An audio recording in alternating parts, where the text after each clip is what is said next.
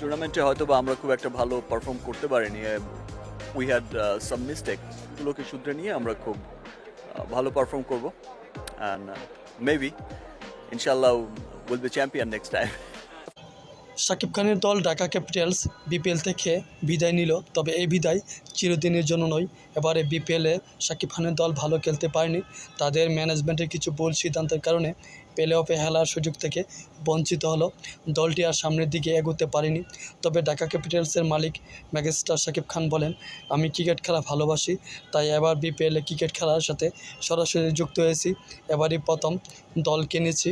আমার দল ভালো পারফরমেন্স করতে পারেনি, এতে আমি মন খারাপ করিনি। খেলায় হার জিত থাকবে, হয়তো জিতবো নয়তো শিখব। ভুল ভ্রান্তি থেকে শিক্ষা নিয়ে সামনে আমরা ভালো কিছু করব, হয়তো আমরা সামনে চ্যাম্পিয়ন হব, সেই আশাই রাখি। ঢাকা ক্যাপিটালসের ম্যানেজমেন্টের কাছে আমি চিরকৃতজ্ঞ।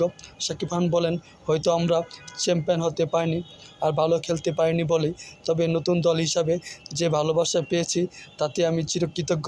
শাকিব খান তার দল ঢাকা ক্যাপিটালসের বিদায়ের ম্যাচে সরাসরি উপস্থিত থেকে খেলা দেখতে আসা দর্শকদের মাঝে ঢাকা ক্যাপিটালসের জার্সি ছড়িয়ে মারে। শাকিব খানের কাছ থেকে জার্সি পেয়ে দর্শকরা উচ্ছ্বাসিত হয়ে দেখা করেছে শাকিব খানের সাথে।